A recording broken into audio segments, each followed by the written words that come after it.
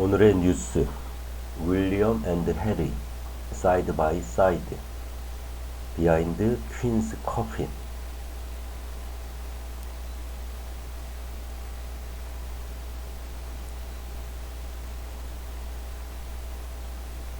In a moment of symbolic unity, Prince William and Prince Harry walked side by side behind the Queen's coffin as it left Buckingham Palace, along with King Charles and other members of the royal family.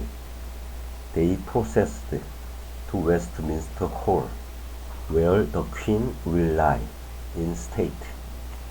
The sight of the brothers together, walking behind the coffin, will evoke poignant memories of their mother Diana's funeral 25 years ago.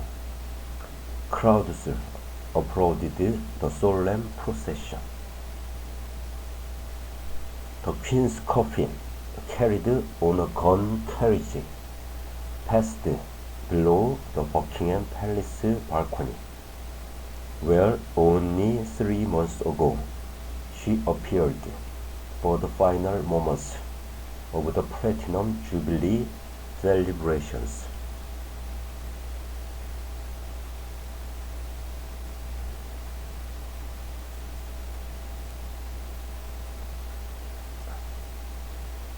Bandsmen played somber music to accompany this careful choreography of mourning. Beethoven and Mendelssohn alongside the drum beat of marching feet, exactly 75 steps per minute, and the sound of horses' hooves in the autumn sunshine.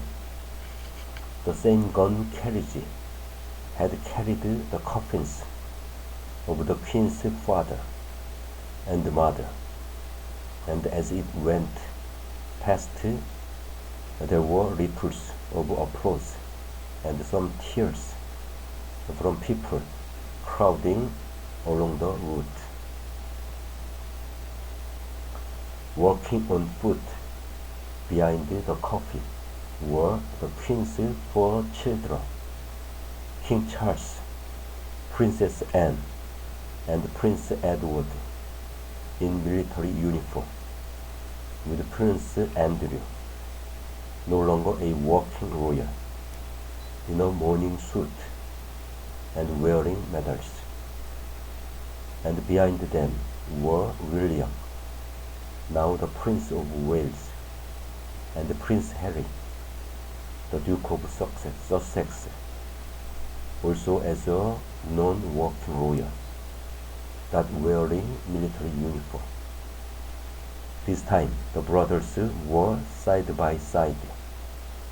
Unlike Prince Philip's funeral last year, when they had someone walking between them, in what was seen at the time as a sign of separation. The brothers appearing together sends a strong visual message of family unity. After so much speculation about tensions and disagreements between them, their wives, Catherine and Meghan, Duchess of Sussex and Camilla, the Queen Consort, traveled in cars behind.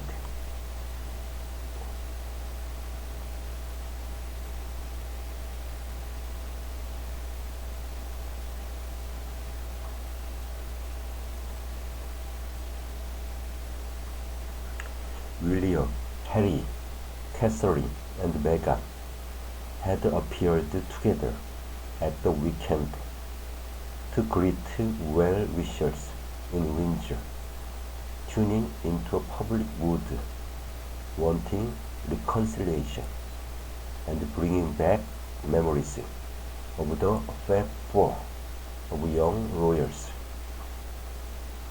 A thundercloud of media interest has hung over claims of a strained brotherly relationship, now conducted from different sides of the Atlantic.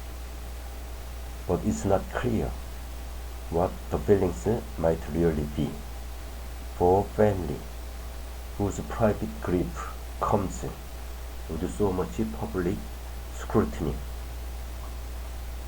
Catherine is now the new Princess of Wales, and the images of the coffin procession will bring back thoughts of another September funeral, when Diana in 1997 was buried from Westminster Abbey.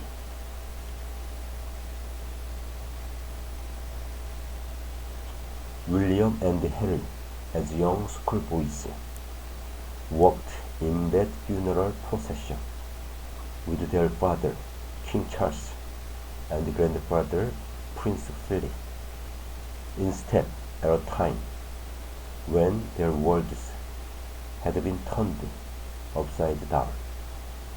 Today's procession was another national moment. Crowds held up mobile phones to capture a glimpse of history taking place before them. Big band rang out around the streets, tolling each minute. Queen Elizabeth had left Buckingham Palace for the very final time. Her connections with the palace went back across the eras. She'd been christened there 96 years ago, and there were guests in that family photo who had been alive at the same time as the Duke of Wellington, Victor of Waterloo. The coffin has been covered with the emblems of the monarchy, the royal standard, and the imperial state crown.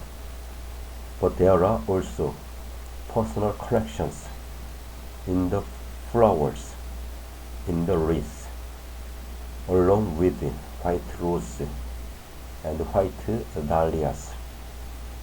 There was pine from Balmoral, and lavender and rosemary, a symbol of remembrance from the gardens at Windsor. An overwhelming experience among those on the mall was Nicola Dainton, a 56-year-old grandmother from Collywood, Hertfordshire, who was joined by her daughter Emily and her grandchildren Freddie, too, and baby Millie, for what she described as a very emotional moment.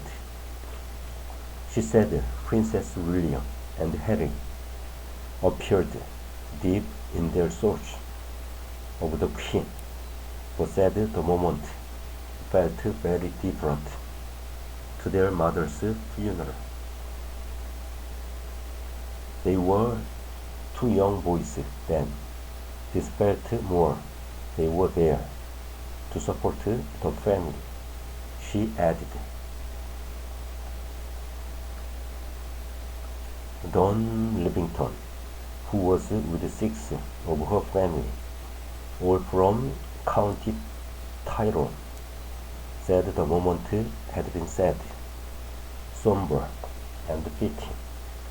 She has left a legacy that will never be paralleled by anyone else, she said. Matthew Ferguson, her son-in-law, said, "It's the closest I have ever been to the Queen. It's been a privilege and an overwhelming experience.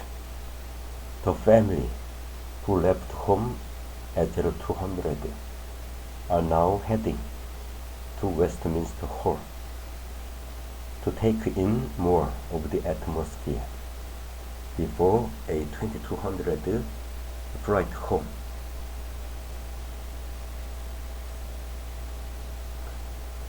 Royal aides have described this procession as a significant symbolic turning point in the funeral journey. The Queen was head of her family, but she was also head of state, and here her family were putting her back into the public realm. The procession was taking her to the heart of political life through Whitehall, past Downing Street, and to the Houses of Parliament. At Westminster Hall, the oldest part of the Palace of Westminster, there was a short service of prayers and readings conducted by the Archbishop of Canterbury, Justin Welby. Soldiers from the Grenadier Guards had lifted the coffin into place on a catafalque, a raised platform inside the medieval hall.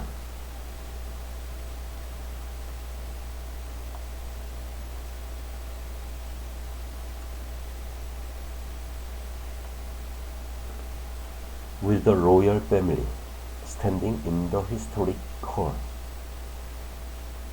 a psalm was sung, "O Lord, thou hast searched me out and known me."